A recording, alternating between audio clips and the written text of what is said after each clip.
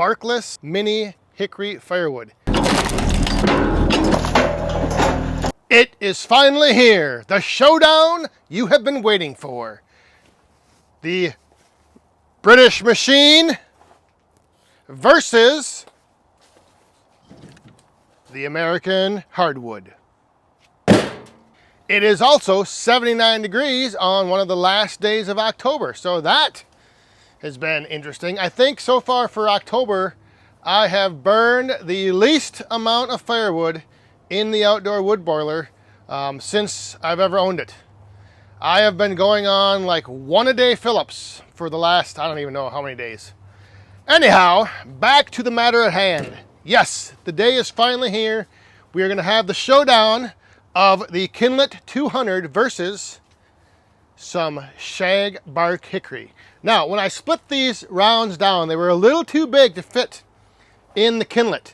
And when I split these things down, there was a lot of you telling me I should have just split them in half. There's no need to measure out 7 3/4, 7.5 inches.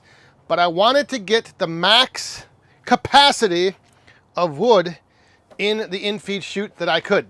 So if you look at the chute here, I wanted to get this filled up as high as I could. Because if you take a round, and I don't know, this is just my kind of thinking, and it's quite possible that I am way off, but I'm thinking if I took a round and I cut it in half, let's say this round was 8, let's say it was 9 inches, right? So this is 9 inches. It's 1 inch too big to fit through the chute. So if I were to cut that in half, now I would have two pieces that were 4.5 inches. And 4.5 inches just is a little over halfway filling up the chute. So instead I just knock a little bit off, and then that way I have as big of a piece as I can fit in there. And yes, I could take those half pieces and turn one upside down and put it in between the other two. I may try that eventually, but for today, what I wanted to do is just run some big chunks of hickory through the Kindlet 200. And this stuff is rock hard. The other thing I want to just clear up here, the last time I was running the Kindlet 200, I referenced the fact of it jamming up and having to reach in to push the wood out. The reason that it was jamming up on that day, and the reason it jams up, is because I have a camera mounted inside the chute on a magnetic mount. And that magnetic mount and the camera itself end up blocking the wood from being pushed out of the chute. So without the camera in there, the wood does make its way down the chute and just continues to get pushed out. So the chute does not jam up if you are running it just normally. There's no need for the outfeed to be slanted down. There's no need, like that does continue to push itself out. The wood continues moving down the chute. It was just the fact that my camera and my camera mount, which is kind of big, so this is just the camera mount itself. So when this is sticking to the side of the chute, it tends to block the wood from going out, and then the wood jams up and it builds up and it goes over top of the lens of the camera, and then you can't see anything anyway, so it kind of defeats the purpose. So yes, without the camera mount in there, it works just fine. So I am going to run this today a little bit with this camera mount in there, because I think seeing the action from inside the machine is pretty cool. So I'm going to be doing it both ways. I'm going to run it in there for a little while, for a few pieces, and then I might take it out and just continue running it out the chute. So I'll try to bring you that. Once I do take the camera out, I'll maybe put the other camera kind of on the outside of the chute so you can just see it continuing to push the wood out. All right, so are you ready? I've kept you on the edge of your seat long enough. It's been days. It's been, I don't know, maybe even weeks. Weeks, days, hours, minutes are finally up. Now it is time for this showdown a lot of you have been waiting for. The Kindlet 200 versus shag bark hickory. Here we go.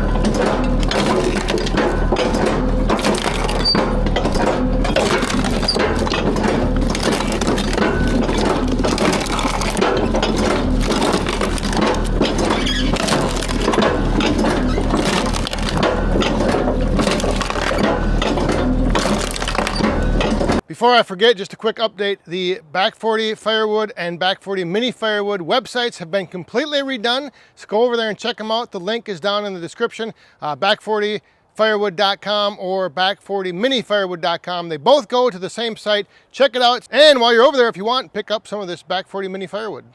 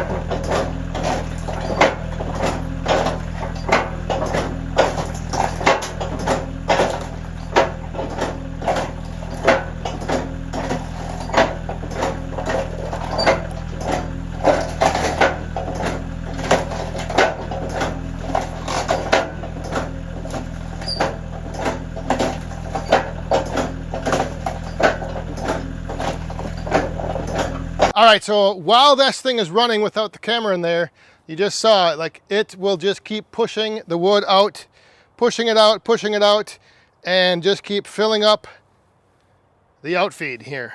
And I am not able to keep up with it, so I shut it off right now. I'm taking a little break, but I just want to show you guys what's happening with this hickory is a lot of the bark is actually getting knocked off, so I am ending up with barkless mini hickory firewood, and this stuff is looking great.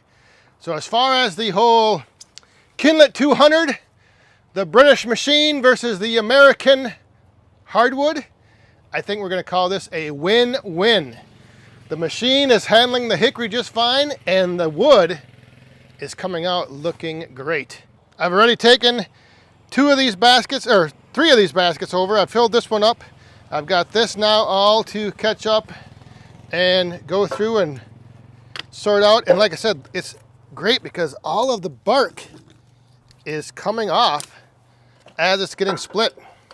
So the pieces are ending up looking just fabulous. Look at that, hickory mini firewood. All right, so I'm gonna sort out the wood that's in the outfeed here, and I'm gonna try to get caught up and then reload and run the rest of this stuff through. But we'll see you guys tomorrow night on the Back 40 Friday Night Live, a live stream at 8 p.m. Central. Come on over, kick your weekend off, tune in, ask some questions. We might be talking about this hickory mini firewood, we might be talking about that Kindlet 200, this, that, and the other. We'll talk about it all.